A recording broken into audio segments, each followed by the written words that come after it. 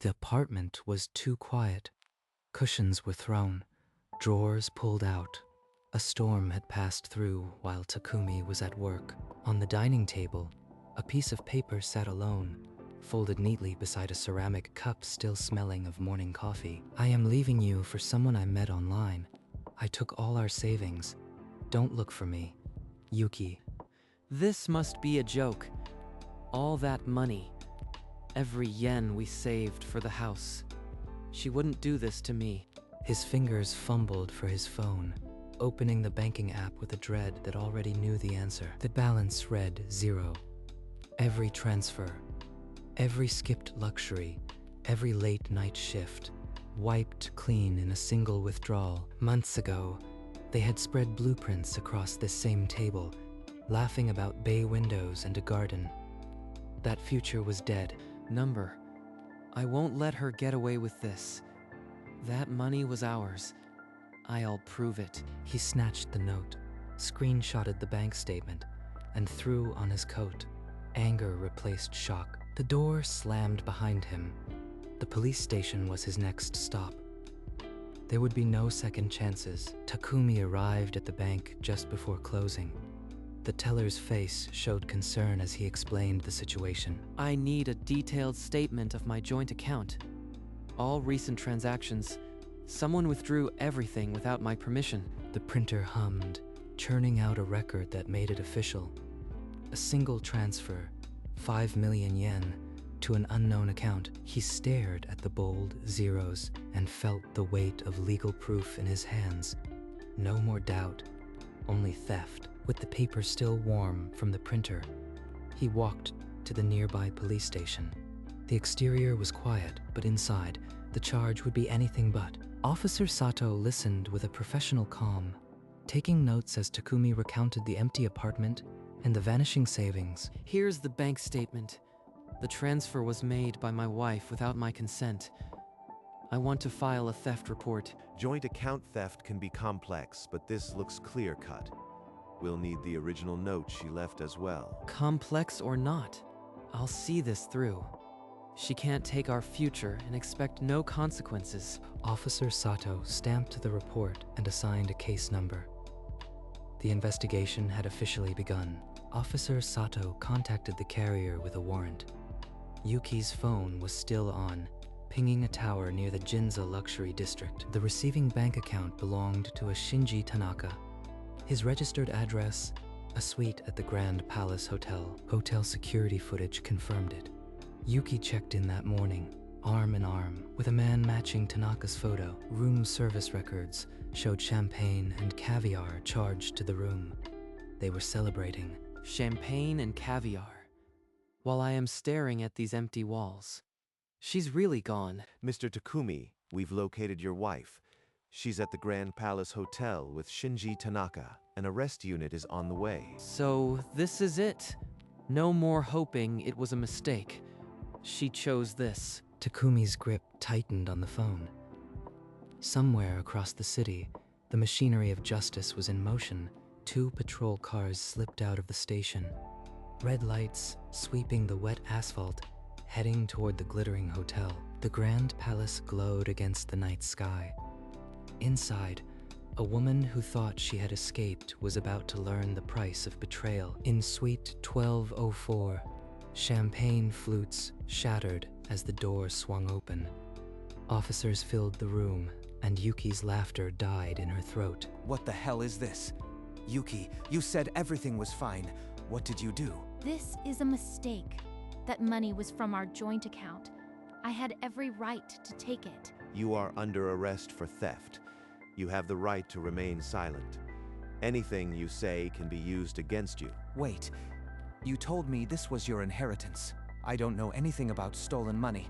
I am out. He pulled on his jacket and walked out without a backward glance.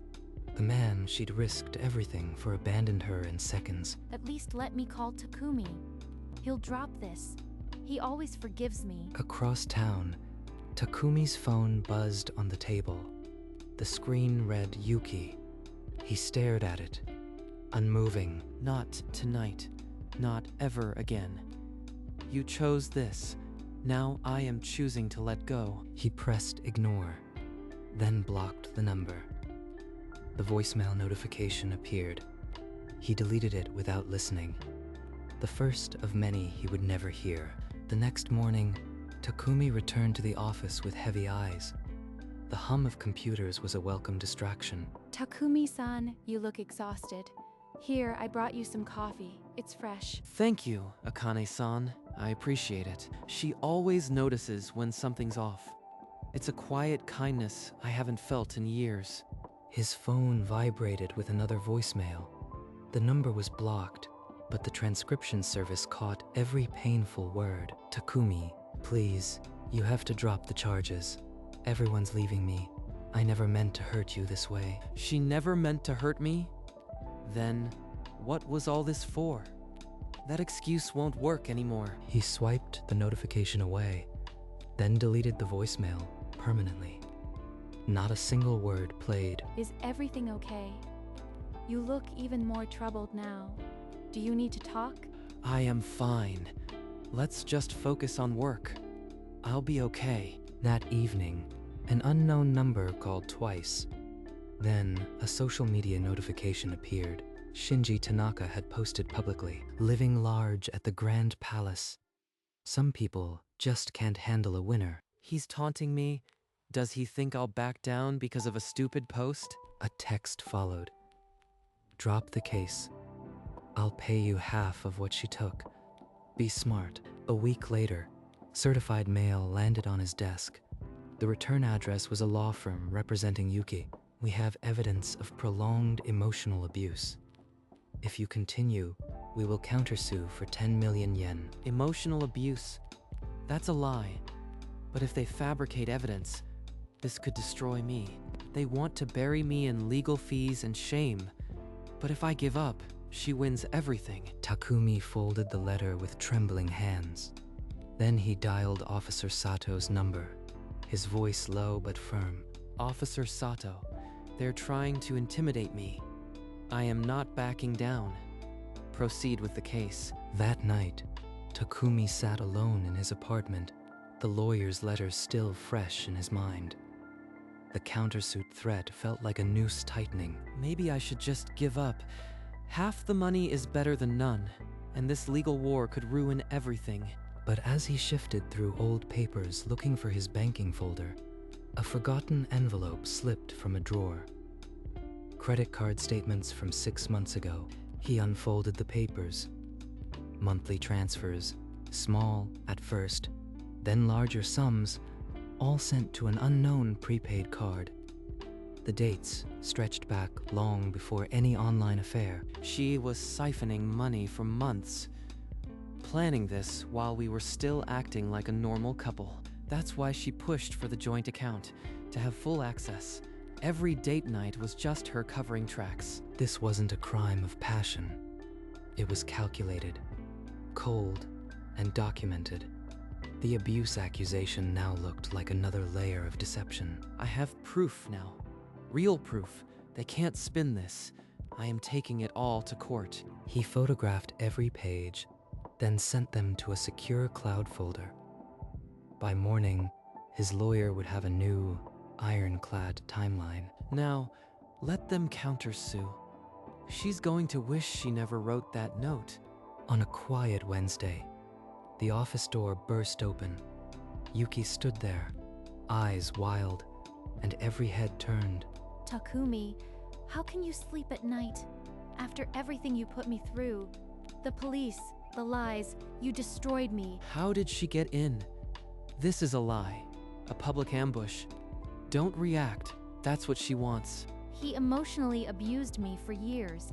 Now he's trying to frame me. Are you all going to just watch this injustice? This isn't right. Takumi-san isn't like that. But everyone's watching. What can I do? I understand you are upset, but this is a workplace. I have nothing more to say to you. Coward. You won't even face me? Everyone here sees you for the monster you are. 2 security guards appeared, flanking Yuki. She thrashed, still shouting accusations, but was forced toward the exit. This will follow me. Rumors will spread.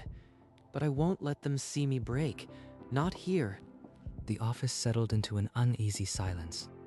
Takumi stared at his screen, but his mind was trapped in the echoes of her voice. The days after Yuki's outburst felt like walking through cold fog. Colleagues typed without meeting his eyes. Even Akane passed his desk with her gaze fixed elsewhere, a coffee cup held tight to her chest. Whispers followed him to the break room. Allegations once spoken are never fully erased. This won't stop. The only way out is through, with a real legal defense. He spent every evening researching attorneys. One name surfaced repeatedly: a specialist in fraud and defamation. The consultation was set. He carried a thick folder, bank statements, the letter, the credit card receipts. In a quiet office, lined with law books, he laid the evidence across a mahogany desk. The lawyer listened without interruption. When he finished, the lawyer's verdict was clear. The evidence was overwhelming. The countersuit could be beaten. Takumi signed the retainer agreement with a steady hand. The legal war had become inevitable. The gavel hadn't fallen yet, but Takumi was no longer just a victim. He was a man with a reason to fight. The lawyer issued subpoenas for bank records and security footage. Takumi waited, his faith in the system rekindling. The bank manager's sworn statement was unequivocal. Yuki presented her ID, signed the withdrawal alone, and left. She planned every move down to the hour. I was just a mark to her. The bank's security footage captured her at the teller window. No signs of distress or duress. The timestamps lined up perfectly with her phone's GPS data. No gaps, no mystery. 3 mutual friends, interviewed separately, described seeing Yuki with Shinji weeks before she vanished. They all knew. Not one of them warned me, but at least their words will bury her lies. The lawyer assembled a thick dossier.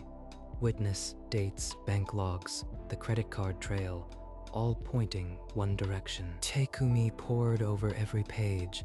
His initial fear dissolved into a quiet, cold fury. The case was no longer about her guilt. It was about proving his innocence beyond any shadow of doubt. In a sterile conference room, Yuki faced the camera, her rehearsed voice steady but brittle. I was terrified of him. I had to take the money to escape his control. The lawyer slid a printout across the table. Credit card transactions, months before she left. Those were joint expenses. He knew about all of them. We bought things for the house. The lawyer asked about the prepaid card. Yuki's eyes flickered, searching for a plausible answer. I don't remember that card. Maybe you are confusing me with someone else. It wasn't me. The monitor played the security footage. Yuki at the bank window, calm, alone, no sign of distress. That was a mistake. He made me do it. You have to believe me. Her abuse claim disintegrated. Each answer pulled another thread until the fabric was bare. From the corner, Takumi watched without a word. The woman who stole his life was now stealing hers. The courtroom buzzed. Shinji Tanaka shuffled to the stand, his arrogant swagger replaced by nervous glances. I didn't know the money was stolen. She told me it was hers. The lawyer held up a printout of their text messages. Shinji's face paled. She said her husband was an idiot, that we'd take the money and live large. I was just along for the ride. He described the plan. Open a new account, transfer the savings, and ghost her husband. All premeditated. Liar. You begged me to do it. You said we'd be rich together. The judge banged the gavel, but the damage was done. Yuki's own outburst cemented the testimony. She's digging her own grave. Every word from that stand is a step toward justice. I never loved her. It was all about the payout. That's the truth. The courtroom fell silent. The jury had heard enough. Yuki's lies had been gutted. The judge's voice cut through the silence, words measured and final. Yuki Takahashi, you are found guilty of theft. You are sentenced to 3 years probation and full restitution of 5 million yen. Number. Please, I didn't mean for any of this. Don't do this to me. This was supposed to be victory. Why does it feel like ashes? The gavel banged twice. Her assets were frozen, monthly payments mandated until every yen was returned. Guards took her arms. Her sobs trailed off as the heavy courtroom doors closed behind her. I thought I'd feel happy, but standing here, all I feel is exhausted. The bailiff announced dismissal. Spectators filed out in low murmurs, their judgment now irrelevant. Outside, the sun broke through clouds. Takumi unclenched his fists and let a small, tired smile touch his lips. One chapter closed. The next one was still unwritten, but for the first time in months, he believed it could be better. Her family's doors closed, one by one. The registry was updated without her name. She moved into a cramped studio with a leaking faucet and thin walls. The deposit ate her last savings. Everything I had, gone. And for what? A man who ran at the first sign of trouble. She walked the streets with her head down, avoiding old acquaintances and former co-workers. In contrast, Takumi received a call from his department head. His steady work during the crisis had been noted. A small promotion section manager came with a modest raise and a firm handshake. They still believed in me. Even after the scandal, they saw my work.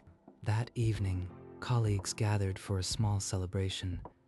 Akane brought a homemade cake, her smile genuine. She stood beside him, and for the first time in months, Takumi didn't feel alone in a crowded room. The future no longer seemed like a void. It was a path, rough but finally walkable. Takumi-san, would you like to have lunch with me today? I know a quiet spot in the cafeteria. Sure, I could use a break and company. It must have been incredibly hard going through that trial. You don't have to talk about it, but I'm here. I felt like I was drowning for months. Every lie she told, every accusation, it was like being erased. You didn't deserve any of that. What you did, standing up for yourself, it took courage. She sees me. Not the scandal, not the shame, just me. Before you go, I made this for you. It's just a little good luck charm. I hope it brings you some peace. Thank you, Akane-san. You have no idea how much this means. He tucked the charm into his pocket. Its small weight a reminder that trust could still be built, brick by brick. Maybe I can do this again. Let someone in. The world isn't all betrayal. In her cramped room, Yuki stared at the peeling wallpaper and pressed the old number 1 last time. She dialed from a payphone. It rang twice. Then a sterile operator announced the number was no longer in service. He's really gone. There's no one left to hear me. Across town, Takumi adjusted his collar, heart thumping at the sound of his doorbell. I brought fresh vegetables and my mother's recipe. Hope you don't mind a hands-on cooking partner. I am a disaster in the kitchen, but I'll chop anything you point at. Teach me. The kitchen smelled of ginger and simmering broth.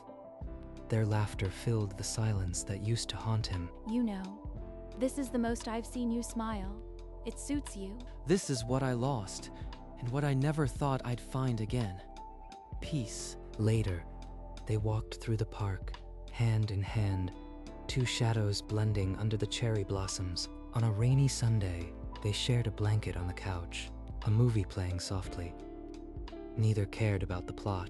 I could stay like this forever. This is real. No lies, no hidden agendas, just trust. In her dim room, Yuki flipped through a dusty album. Their wedding photos stared back at her. I threw this away. For a man who never even looked at me like that. Her finger traced the glass. The face smiled up at her, unchanged, unforgiving. At a quiet ramen shop, Takumi watched Akane laugh at his joke. He couldn't remember the last time he'd felt so light. You are getting better at cooking. You know, maybe I'll let you take the lead next time. Only if you promise to save it, if I set the kitchen on fire. 2 worlds, once intertwined, now spinning in opposite directions. One toward light, the other deeper into shadow. One quiet evening, Takumi scrolled through old phone backups. Every image of Yuki felt like a closed door. I thought I'd feel rage, but all that's left is gratitude that it's over. You've been scrolling for a while. Everything okay? I was just thinking how different life is now. I don't hate her. I don't even feel anger. Just relief. That's real healing. I'm glad you found peace. Miles away, in a dimly lit studio, Yuki mindlessly scrolled through social media. A familiar face froze her thumb. That's him. With her. They look happy. Happier than I ever made him. She clutched the phone tighter, the screen cracking under her trembling grip. I did this. I destroyed everything for a fantasy. Now I have nothing. She sank to the floor, the photo still glowing on the cracked screen, a permanent reminder of the life she threw away. A letter arrived with red ink stamped across the front. Return to sender. The forwarding address had expired. He didn't open it. He placed it atop the box of old photos, his bare left hand steady. Some things don't need to be read. The past is a closed box. That evening, he opened his phone gallery. Years of memories swiped left into the digital abyss. No anger, no sadness, just the quiet click of a delete button. The wedding ring, once a symbol, now just cold metal. He dropped it into the donation bin without ceremony. A final voicemail appeared from a blocked number, the transcription preview betraying her voice. He didn't tap the play icon. The system's auto-delete timer counted down, and after 30 days, it vanished. The divorce certificate was already sealed in an envelope. No loose ends remained. Every thread connecting their lives had been cut. The silence was not empty. It was his, earned. 2 months later, Takumi unlocked a door that smelled of fresh paint and possibility. Look at this sunlight. We can put the table here and maybe a plant. It's perfect. This isn't just an apartment. It's a fresh start. No ghosts, no echoes. They assembled furniture together, her laughter filling the empty spaces. A photo of them went on the mantel. Our first home-cooked meal in our first home. I could get used to this. Me too. I never thought I'd have this again. Thank you for being patient with me. Across the city, a cold drizzle began.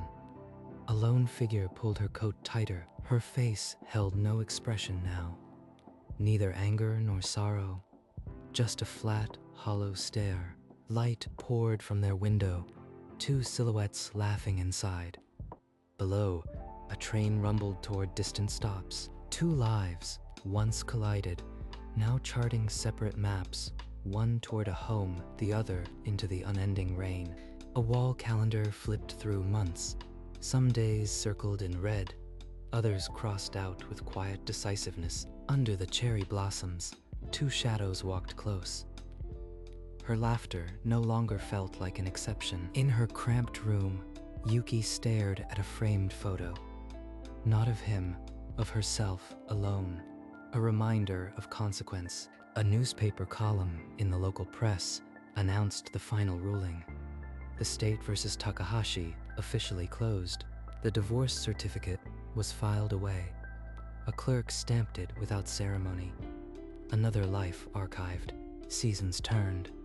Snow blanketed the windowsill, then melted into the first green shoots of spring. Takumi and Akane planted a small garden on their balcony. Basil, mint, a single tomato plant. Yuki walked the same familiar streets, her coat a little thinner, her steps a little slower. Their apartment filled with the scent of fresh bread and the sound of shared playlists. Takumi and Akane from behind, walking toward a bright horizon, the city sprawling before them. A small charm rested on the windowsill, catching the morning light. A silent promise of patience kept. Takumi's fingers brushed against it as he opened the window. The city hummed below. Akane joined him, her hand slipping into his. No words needed. The sun climbed higher, In a distant corner of the city, a figure paused at a crosswalk. The light turned green. She walked, and the crowd swallowed her. She didn't look back. A single photo remained on their mantle. 2 smiles, earned, not begged. Autumn leaves spiraled past their balcony. Tiny flames fading into the street. One life rebuilt, another resigned. Both moved forward without a backward glance. The charm still glowed on the sill. The door closed softly behind them. A new chapter. And this time, the story was theirs to write.